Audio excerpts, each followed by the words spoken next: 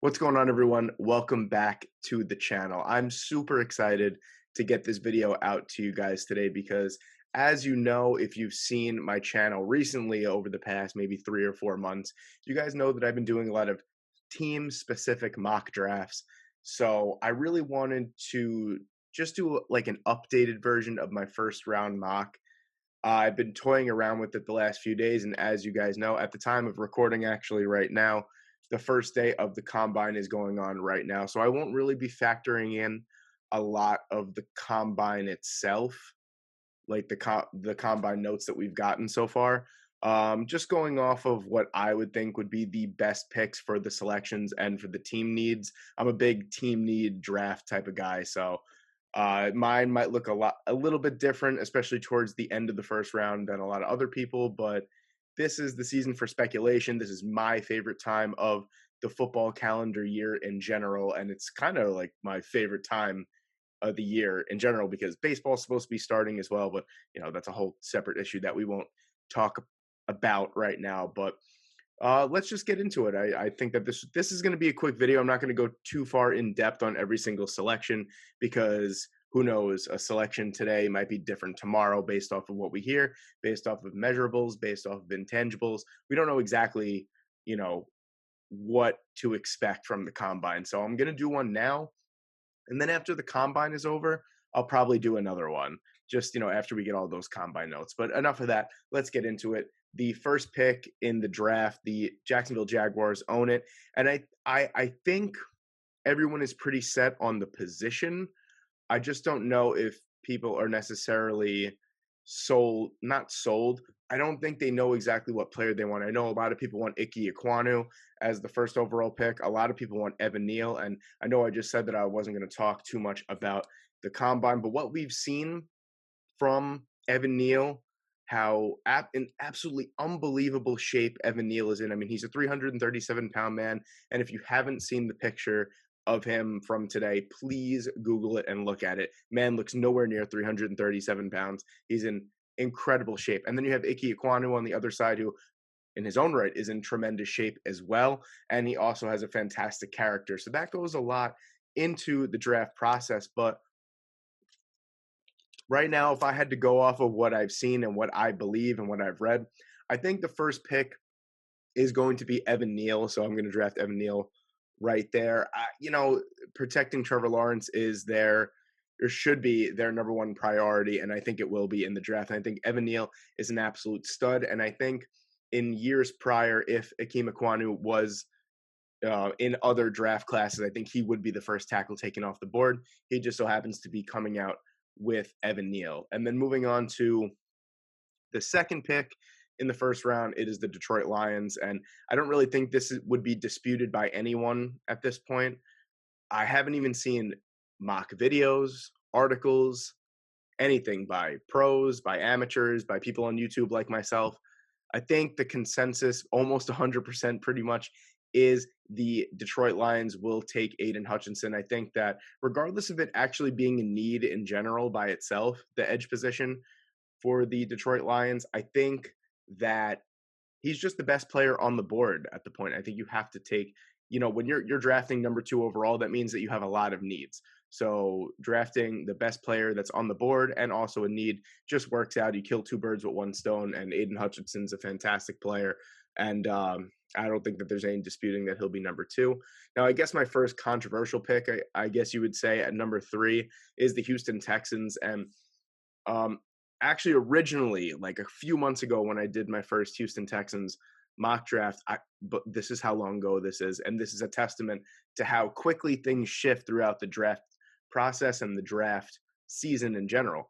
I had Matt Corral going at the time number 2 overall to the Houston Texans. And I think I got like dragged through the mud more than any other selection that I made up until this point. I haven't finished all 32 teams. I've done 25 of them up until this point. So if you're new to the channel, I have an entire playlist of all the mock drafts that I've done. You could laugh at some of the old selections, and you could talk about some of the new ones. I just put a New Orleans Saints one out a couple days ago. But, that's how quickly the draft process moves. A lot of people think Kayvon Thibodeau is the pick. If it was me picking for the Houston Texans, that would be the pick as well. I think the character concerns for Kayvon Thibodeau are wild. I also don't think that that necessarily has too much to do with it at the end of the day, because how many times we've heard of a player who had character concerns slip ever so slightly and then become an absolute stud. We have a very new example of that, and that was Micah Parsons last year, where he could have easily went in the top 10, but he slid just a little bit to the Dallas Cowboys, and he had a fantastic rookie season and was even up for Defensive Player of the Year as well. So I would say screw all that noise, but the Texans just have too many needs all over the place, and that was apparent. PFF, the mock draft simulator that they had the Houston Texans' biggest needs as everything. So which is true. I mean, it's not like it's not true. Maybe besides for quarterback, I would definitely give Davis Mills. From what we saw the last 5 games of Davis Mills, I would definitely give him a shot to run the team in 2023. I think he definitely proved that he can win football games. But getting back to it, I just think that Kyle Hamilton not only is the best player on the board right now, he's probably the most versatile and he is probably the most athletically gifted. He's humongous. Let's look at his measurables real quick. I don't remember exactly. I mean, 6'4", 220 pounds as a safety. He could line up as a linebacker as well. He can play all over the defense. I think that when you have so many needs on the defensive side of the ball, like the Houston Texans do, I think that having someone that could play multiple positions and is extremely versatile is key. And I think that Kyle Hamilton is extremely versatile, and that's why I would have him going to the Houston Texans, and I do in this mock draft. Then my New York Jets. This pick would be really easy if I didn't have Kyle Hamilton going to the Texans. And this basically to me just comes down to Akeem Ekwonu and Kayvon Thibodeau. Joe Douglas is a big trench guy. And as much as I want Akeem Ekwonu, and I've been saying that for months at this point, I can't help but think that if Kayvon Thibodeau gets to number 4, there's no way that the Jets don't draft him. That is really my dream scenario, that Kayvon Thibodeau falls to number 4 and the Jets do get him. And he fills a massive need. You also get Carl Lawson coming back. Right after that, I mean, you have the New York Giants, and their biggest need is offensive line in any capacity. So you have the best offensive lineman left on the board. That should really be it right there. I don't think I have to say any more than that. So Akeem Ekwonu would be the pick for the New York Giants at 5 for me. The Carolina Panthers are interested in re-signing Cam Newton. They also picked up Sam Darnold's 5th-year option. At this point, you can't trade Sam Darnold because, he comes with a $25 million price tag, and he played so bad after the first 3 games of the season that, he's going to hold no value. So I can't see them drafting a quarterback in this spot and paying him all that money. Cam Newton will probably get a veteran minimum with some incentives, and then you're paying $25 million to Sam Darnold. I just can't see it happening. And the offensive line for the Carolina Panthers is an absolute disaster. The tackle position comes to mind as well. I mean, basically, you could pick them and they could be replaced. At least that's what I think. So the best outside offensive lineman left on the board is Charles Cross, and I think that he's a really good fit. Building the offensive line should be first and foremost, and I think that they will do that before they eventually get their franchise quarterback, whether that be in free agency, trade market, or the draft later on in the draft. So I'm going to go Charles Cross here. Then coming back around with the New York Giants, and I think this pick has to be edge. A lot of people want back-to-back offensive linemen. I don't really think that's realistic. Trayvon Walker, and I think that it's a really good fit. A lot of NFL scouts love Trayvon Walker. I think he's a really good fit in New York. I am going to go with Trayvon Walker here at number 7. And then number 8, you have the Atlanta Falcons. I thought that David Ojabo was the absolute perfect fit for the Atlanta Falcons defense.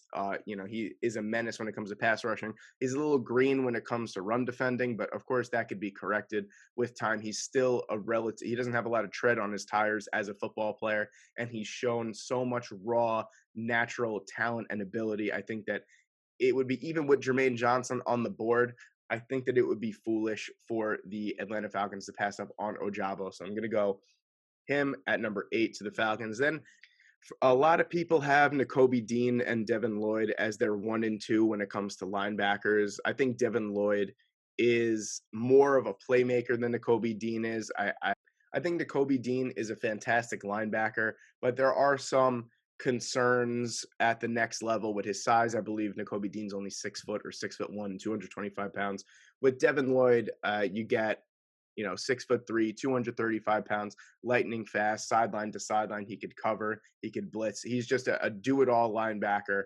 I think that he should be the first linebacker taken off the board, and in my mock draft, he is. And I think the Denver Broncos are a perfect fit for him. And then you move on to number 10. It's my New York Jets again.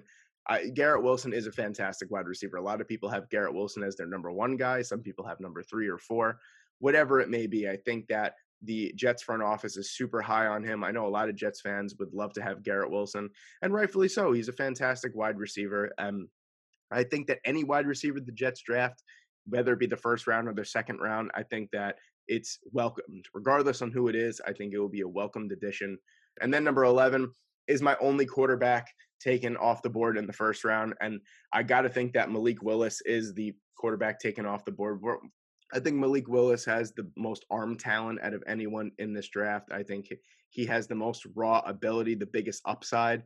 And the Washington Commanders now, I was going to say Washington football team again, but the Washington Commanders are probably the most quarterback needy team in the NFL. Uh, I don't know what they'll do in the offseason before the draft, but if they don't trade for a quarterback, they're definitely going to draft a quarterback at some point, and quarterback far and away is their biggest need. And I think that Malik Willis, even if he is a little bit of a project and maybe he doesn't play his first year or he doesn't play for part of his first year, I still think that he's the pick to make here at number 11. Moving on to number 12, Derek Stingley is falling in my mock draft, and his fall stops right here. I think that he immediately steps in and he becomes that number one cornerback option opposite Cam Dantzler, and he's the pick to make for me. Then you go to number 13. I think Jameson Williams is the most dynamic wide receiver in this entire group, and that's really saying a lot because this is a deep class. I think Jameson Williams just offers the most pop. He's got excellent control. He's a good route runner. He can make a catch. He's got a big catch radius. He's just extremely athletic. He's a burner. He could make plays down the field. I can't say enough good things about Jameson Williams, and I think that that's the pick to make for the Cleveland Browns at number 13, regardless of the injury or not. And then number 14, that McDuffie has the most impressive physical tape of any cornerback. I like the way that he plays. He's really physical. He's really tough. He plays tight to the receiver. I think that he kind of embodies what a Baltimore Ravens cornerback should be: tough, gritty, just packs a punch as a cornerback. I just like the fit, and I think that Trent McDuffie should be the pick for the Baltimore Ravens. Then moving on to number 15, edge rusher is a big, big need for the Philadelphia Eagles, and Jermaine Johnson is just sitting there waiting, and I think that should be a no-brainer. And then, you could flip-flop these picks if you want. It doesn't really matter. They have back-to-back picks. And then the next pick to make here for me would be Ahmad Gardner at number 16. Besides for Darius Slay, they don't really have much on the other side. I think tackle should be addressed in the first round. I know last year they picked Rashawn Slater, and he looks like the blindside blocker for the next 10 years. That was an absolute slam dunk of a pick. I think that the Los Angeles Chargers should continue to build that offensive line in front of Justin Herbert, and they need to bookend those tackles. And I think that Trevor Penning would be a really, really nice pick for the Los Angeles Chargers because he won't have to play left tackle. He could stay at right tackle, and he could perfect that craft. And he's got all the physical tools. He's mean. He's nasty. He's 6'7". He's 300 plus pounds, obviously, as offensive tackles are. But I think he fits really well. And I think the fact that he doesn't have to play left tackle is that much better. And it fills a massive need for the Los Angeles Chargers. And then you go to 18. I think that Jameis Winston deserves a chance. I think he played very, very well in the time that he played last year before his unfortunate injury. I know that it's a bad injury and you don't know what you're going to get, but we've seen it before where the Saints just don't really pull the trigger on a big quarterback move. I don't think that they're going to necessarily push for a big-time quarterback move. I can't see Russell Wilson coming to New Orleans, especially now that Sean Payton is gone and Dennis Allen is the new head coach. I would feel like maybe like Deshaun Watson and Russell Wilson, if they were to be traded and wanted to be traded to New Orleans, it would be because of the offensive mind of Sean Payton. Now that you don't have that, I don't know how attractive of a destination New Orleans is. So I think they hang tight. I think they re-signed Jameis. I think he looked really, really good in that offense last year when he was given the time to actually play. And Taysom Hill. What are they going to do with Taysom Hill? You know, I don't know, because that was a Sean Payton pet project. So now he's owed. I don't think he's owed as much money as his contract looks. It looks so gross if you look at his contract, but he's not offered nearly. He's not making nearly as much money as you would think. I think a lot of it is incentivized, if I'm not mistaken, but I think they hang tight, and I think that they seriously need weapons. And Treylon Burks is right here at number 18. I think that he's a really good fit. I think that he's a nice big body possession receiver for Jameis Winston if he is to resign, or any quarterback rather who plays for the New Orleans Saints. I think that it's a really good fit, and also Treylon Burks stops his mini slide and finds a really, really good home at in New Orleans. So you have that at 18. Then you come back around at number 19 for the Philadelphia Eagles for their third first round pick of this year. And I think the pick has to be linebacker. And if you're talking about linebacker in the first round, that's not Devin Lloyd. You're talking about Nakobe Dean. I know I just talked about 5 or 10 minutes ago that he is a little bit undersized, but the dude is just a playmaker. And the Eagles really need a playmaker. I think their best linebacker from last year was Alex Singleton. I believe Alex Singleton is a free agent. You could, of course, bring him back, but you need to bolster the linebacking core on this team. I think it's really, really uninspiring. And I think that bringing in a guy like Nakobe Dean, who's so feisty and so gritty and just is a fantastic all-around football player, a fantastic all-around linebacker, I think it would make that much of a difference. And I think Nakobe Dean is a perfect fit and pick for the Philadelphia Eagles at 19. Then you go to number 20, and I think that this is pretty obvious. The Steelers are confident in Mason Rudolph. We've heard that before. And the Steelers are also an organization that sticks by the personnel that's already on their roster, as we've seen with Ben Roethlisberger for the past 3 years, who is a shell of his former self. So I think that they're going to roll with Mason Rudolph this year. If not, maybe they sign a bridge quarterback. I could see Marcus Mariota going to the Pittsburgh Steelers and possibly starting or splitting time with Mason Rudolph, whatever the case may be. You need to bolster the offensive line, and preferably the interior of the offensive line was horrific for the Steelers this past year. And Tyler Linderbaum, who was talked about a lot as someone who is going to be like a lock for a top 8 pick, and then the talks just stopped. And I think that Tyler Linderbaum is the clear-cut pick to make for the Pittsburgh Steelers. If you look throughout the years, throughout the Super Bowl rosters, there are Hall of Fame offensive linemen everywhere throughout the Steelers Super Bowl runs. I think Linderbaum is the best interior offensive lineman of this class, and I think that this would be a massive win for the Steelers at number 20. So I'm going to go Linderbaum here. Then you go down to the Patriots, and it's a lot of people look at cornerback, linebacker, and wide receiver as the top 3 needs, and that might be true, but teams ran like crazy against the New England Patriots this past year, and you got to think that that did not sit well with Bill Belichick. And you know how he is. But right now at number 21, I think the pick to make is Jordan Davis, because Christian Barmore was a fantastic second-round pick last year. He showed that he should have been a first-round pick, and he was awesome. And I think that he really needs a good guy next to him to really solidify the middle of that defensive line so they could stop giving up so many yards in between the tackles. I like Jordan Davis. I think there's no business. The guy is 6'6", 340 pounds. There's no business. He has no business moving with as much grace and agility as he does. He's awesome. A lot of people could argue Devontae Wyatt might be a little bit of his battery mate at Georgia, might be a little bit of a better selection, but I think that pure beef of 6'6", 340 pounds, Bill Belichick can't pass that up. I think Jordan Davis is a good pick for the New England Patriots at this point.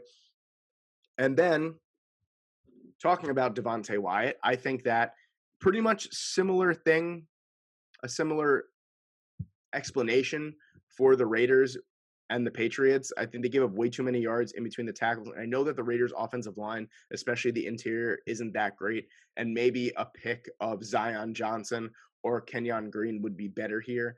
But for me, good defense starts with stopping the run. forcing teams to pass.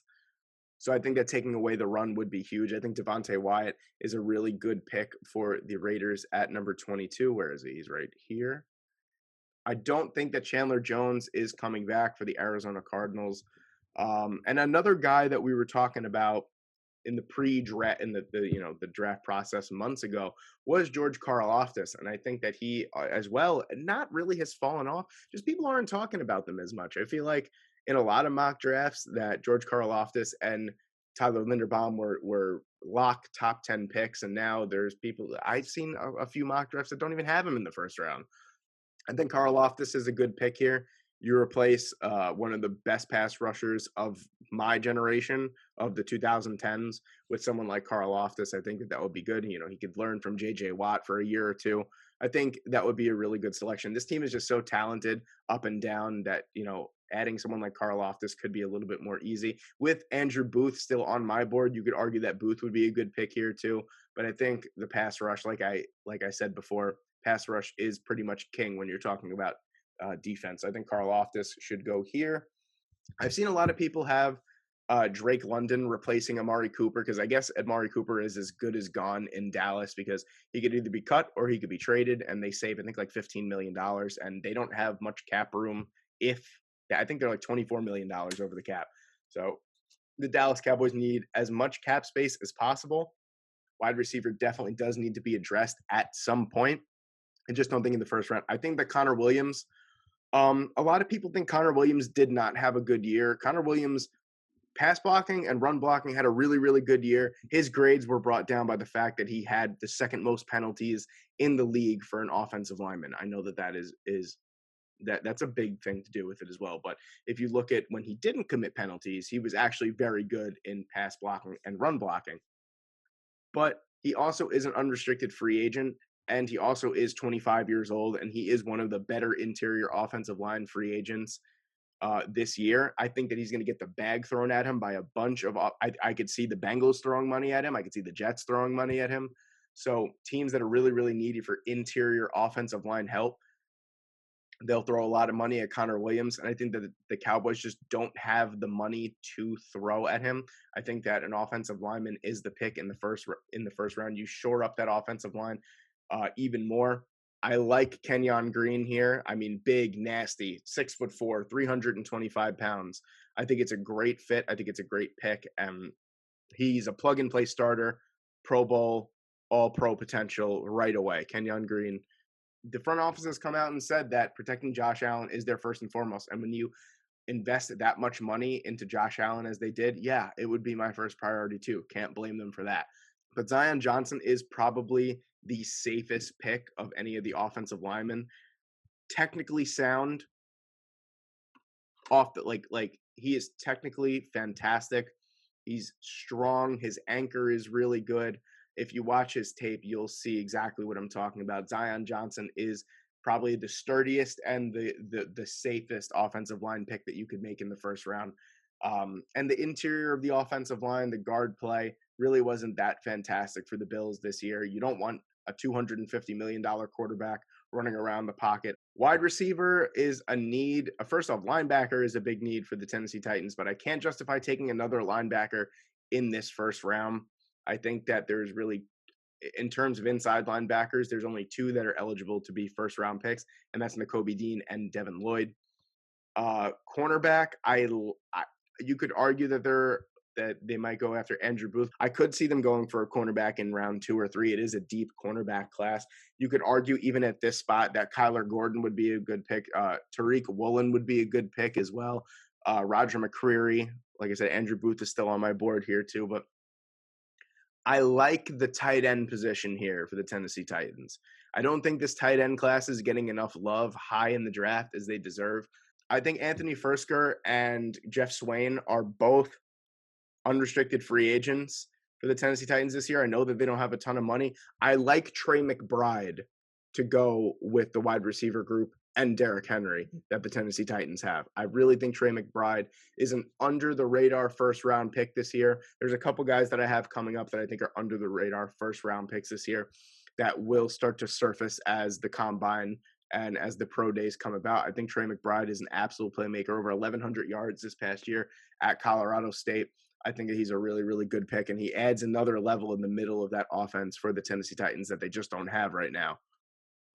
And then you go to number 27. The Tampa Bay Buccaneers are all over the place. They got people retiring left and right. They got a bunch of free agents.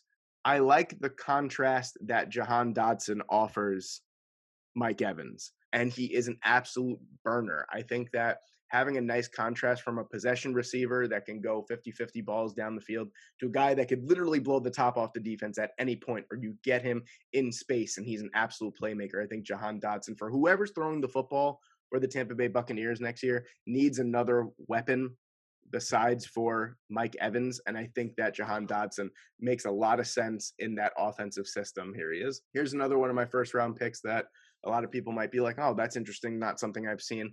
There's a first-round sleeper that I like a lot to the Green Bay Packers, and that is Travis Jones. I like Travis Jones a lot. I've been high on him for the past couple months. Played nose tackle at UConn. He was an absolute beast. He sheds blocks like there's no tomorrow. He's very, very physical. He's very, very strong. He's a great run defender. You need a big body to play inside next to Kenny Clark. So, pardon me, I think Travis Jones makes a lot of sense. You could argue DeMarvin Leal. You could say if Jordan Davis or Devontae Wyatt slipped, that this would be a good pick. That they would be the pick as well. You could even say Perion Winfrey could be a sleeper first round pick. The Green Bay Packers. I like Travis Jones' potential, and I think he's really, really going to shine at the combine and his pro day. And then you move on to probably one of the most confusing teams in the first round. I'm thinking more of the secondary. They could go so many ways with this, so don't hold me to this. I can't see them draft as bad as their backfield is. I can't see them drafting a running back in the first round. Just can't see that anymore. Edge rusher. Not really loving it either. I like Andrew Booth Jr. and I like Andrew Booth Jr. for the Miami Dolphins because of his nickel potential. I'm drawing a blank on his name, but the cornerback from Auburn that they drafted a couple years ago was a healthy scratch a lot of the times. He's just not working out in Miami. By the way, I know exactly who it is. I just don't want to try and say his name because I know it's gonna be wrong. But anyway, I think Andrew Booth Jr. has really nice nickel potential, and he's a bigger cornerback as well. I believe he's 6'1", 200 pounds. Let me check that real quick. 6 foot, 200 pounds. He's got some meat on him too. He could run with them. He could run with the wide receivers as well. I think that it would be a good fit, and I think that it would take care of a position that was thought of being taken care of a couple of years ago in the first round. So Booth Jr. I like there. And I just did the Kansas City Chiefs mock draft like last week, and I think a lot of people like that pick. I think Daxton Hill makes a lot of sense. The Kansas City Chiefs play a lot of their defense with 3 safeties. I don't know how much Tyrann Mathieu is going to come back, and even if he does, I'm sure that Chiefs fans are tired of seeing Daniel Sorensen attempt to play safety for them. I think that, refreshing that position, getting someone like Hill, who is really, really versatile. He could play nickel cornerback as well. He's fantastic in coverage. He's a great tackler as well, extremely athletic. He's got great ball skills. I think Hill would be a really good addition to the secondary. And then a similar situation. I had Raymond going to the Cincinnati Bengals a couple weeks ago when I did the Cincinnati Bengals full 7-round mock draft. But now that I look at it, the more I'm kind of falling out of love. He looks a little bit more like a project than anything. And the Cincinnati Bengals need someone that could get into that offensive line and start from the get-go. And I think that Tyler Smith is a really, really good selection for the Cincinnati Bengals. Tyler Smith played as a tackle at Tulsa. He's 6'5", 332 pounds. He's mean. He's nasty. He's a road grader. He's just in your face. He wants to hurt you on every single snap. And I know that sounds mean, but that's exactly what you want out of an offensive lineman. And he's really versatile. A lot of people think that he is going to be a guard at the next level, but it's nice to know that he had so much experience at tackle. If you need him to kick out and play tackle, he's got the experience, he's got the athleticism, and he has the size. So I like Tyler Smith as a plug-and-play starter right from the get-go, and I like his versatility. And then coming around with the final pick in this mock draft for right now is the Detroit Lions again. And I really like Chris Olave here for the Detroit Lions. They really do need another weapon. TJ Hawkinson is a good weapon when he's healthy, but he has proven not to be the healthiest type of guy. Then you have the sun god Amon-Ra St. Brown, who really emerged towards the end of the year and looks to be a fantastic piece going forward. But behind that, there was really a whole lot of nothing. I know Khalif Raymond had a couple good weeks of being relevant, but I'm not confident going into the next year with Amon-Ra St. Brown and Khalif Raymond as my top two targets. I like Amon-Ra St. Brown, but I'm not really fond of Khalif Raymond being there like that. So I like Chris Olave. He's a guy that he's a route technician. He is probably the best route runner in the entire draft. He can blow the top off of the defense as well. You get him in space with the football, things happen. And that's exactly what this Detroit Lions offense needs. They need playmakers that could make things happen with the ball in their hands. I like Olave. I'm going to pick it, and then it's going to change over to a different. And there you go. That was my updated first round 2022 mock draft. I hope you guys enjoyed the video. Leave your comments down below. Let me know if you agree. Let me know if you disagree. Thank you guys for watching. I hope you guys enjoyed this little bit of a different video because the last 25 videos I have uploaded have all been one team mock draft. So I hope you guys enjoyed this video. Let me know what you guys think below. Please leave a like. Please leave a comment. Please subscribe to the channel. If you haven't, there's going to be draft coverage of all 32 teams throughout the entire NFL draft process. Thank you guys so much for listening or watching. Have a great day. Thank you.